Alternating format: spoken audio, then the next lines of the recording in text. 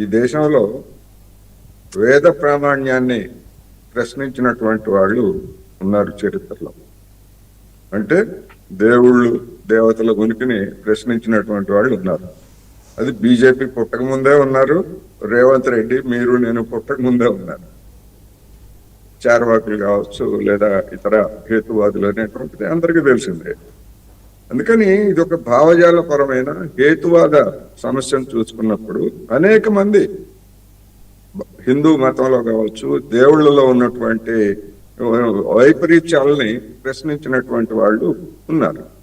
ఆ నేపథ్యంలో చూసినప్పుడు ఒక పోలిక, అంతకు మించి రేవంత్ రెడ్డి గారు ఒక పరుషమైనటువంటి పదజాలం ఎక్కడ వాడలేదు.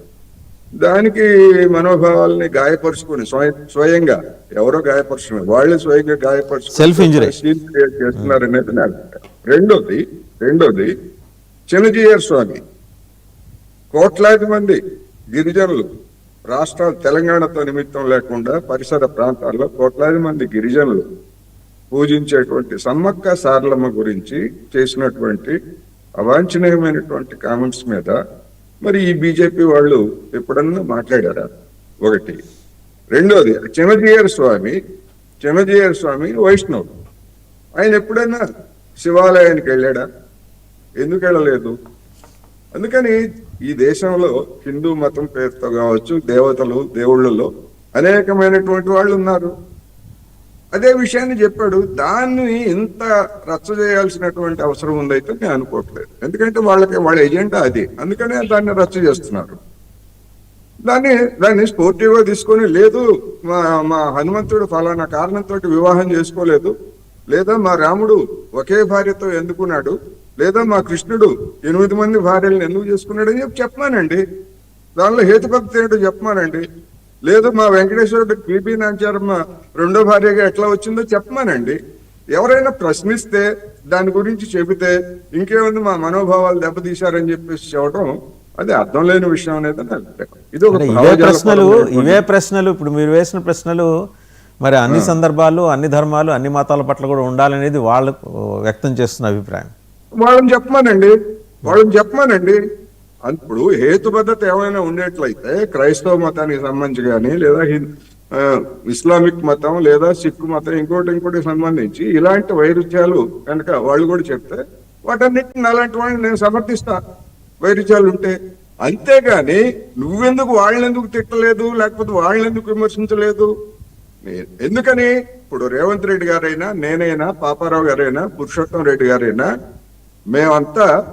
మేము కావాలనో లేకపోతే ఇంకోటి కాదు, యాక్సిడెంటల్ గా హిందూ కుటుంబాల్లోనే పుట్టాం. మా చుట్టూ ఉన్నటువంటి వాతావరణం మాకు రాముడు, దేవుడు, కృష్ణుడు, శివుడు, వెంకటేశ్వర స్వామి వీళ్ళ గురించే తెలుసు. అందుకని వాళ్ళ గురించి తెలిసినప్పుడు నేను వాళ్ళ గురించి ఉన్నటువంటి నాలెడ్జి నాకు లేనటువంటి వాళ్ళ గురించి ఎట్లా తెలుస్తుంది? ఇంట కలిసి రెచ్చగలవాలన్నట్టుగా నా మతంలో, అంటే నేను పుట్టినటువంటి మతంలో లేకపోతే నా సమాజంలో ఉన్నటువంటి లోపాల గురించి నేను మాట్లాడితే దాన్ని మీరు అంగీకరిస్తారా లేదా అది చెప్పకుండా ఎదుటి వాళ్ళని ఎందుకు తిట్టలేదు, ఎదుటి వాళ్ళని ఎందుకు విమర్శించలేదు? విమర్శిద్దాం. నాకేమి ముస్లిం మీద లేకపోతే ఇస్లాం మీద ఆ మతాల్లో ఉన్నటువంటి అవాంఛనీయ ధోరణులు వాటి మీద మాట్లాడటానికి నాకేం అభ్యంతరం లేదు. కానీ ఇది ఎందుకు తీసుకొస్తున్నారు? ముందు మన ఇంటిని మనం సర్దిద్దుకోవాలి. మన యొక్క కుల వివక్ష ఎవరు పెట్టిన పుణ్యం అండి ఇది? ఎందుకు మనం ఇవన్నీ చేస్తున్నాం?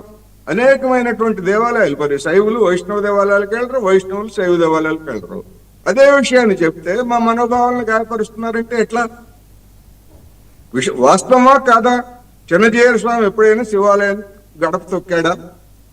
చెప్పమనండి ఎవరైనా. అదేవిధంగా శైవులు కూడా వైష్ణవాలయాలకు వెళ్ళకపోవచ్చు చాదస్తులు. కొంతమంది సామాన్య జనానికి అవేమి పట్టవు కనుక అటు శ్రీశైలం వెళ్తారు, అయోధ్య వెళ్తారు, భద్రాచలం వెళ్తారు, లేకపోతే తిరుపతి వెళ్తారు. అందుకని ఇది ఒక రాజకీయంలో భాగంగా హడావుడి చేయటం తప్ప అతను ఏదో ఇంటెన్షనల్ గా హిందూ దేవుళ్ళు ఒక్క మాట చెప్పమానండి ఏ విధంగా అంటే do you support the comments అండి? ముఖ్యమంత్రి గారు మాట్లాడిన వాటిని మీరు సపోర్ట్ చేస్తారా? ముఖ్యమంత్రి గారు చేసిన వ్యాఖ్యలు మీరు సపోర్ట్ చేస్తారా? ఎస్, తప్పేం లేదు. అందులో కించపరిస్తే తప్పు. ఆయన ఏమి కించపరచలేదు, పోలికి చెప్పాడు. పోలికి చెప్పడం తప్పు కాదు కదా. ఏది మందు తాగే వాళ్ళ రూపూర్ శర్మ- వాళ్ళ కోసం రూపూర్ దేవతలు శర్మ ఉంటారు, అనేటువంటి BJP పప్పు తినే వాళ్ళ నాయకురాలు, కోసం దేవతలు ఉంటారు, రూపూర్ శర్మ అనేటువంటి ఇలాంటి ఇలాంటి BJP వ్యాఖ్యలను మీరు నాయకురాలు. సమర్థిస్తారా? హీ వాజ్ వెరీ అయ్యోండి. స్పెసిఫిక్.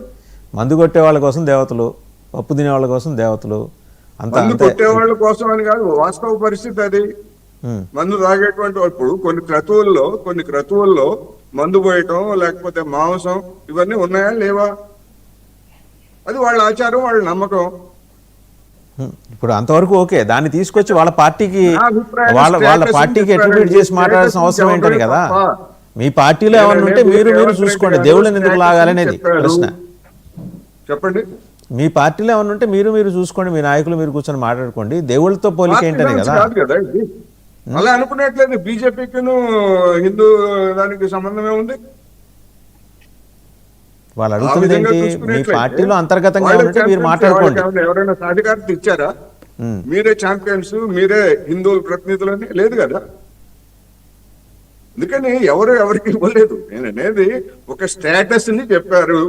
ఆ స్టేటస్ ని చెప్పినటువంటి దానిలో ఆ విధమైనటువంటి కాస్త రైట్ కోటేశ్వర గారు, థ్యాంక్ యూ వెరీ మచ్. అలాగే పురుషోత్తం రెడ్డి గారు అండ్ పెద్దిరెడ్డి రవికిరణ్ గారు, పాపారావు గారు, అందరికీ ధన్యవాదాలు. సో పుతిన్ పర్యటన 2 రోజుల పర్యటన అనేది మొత్తానికి ఏంటంటే భారతదేశంలో చాలా కీలకమైన పరిణామాలు చోటు చేసుకోబోతున్నాయి. ప్రపంచం మొత్తం మన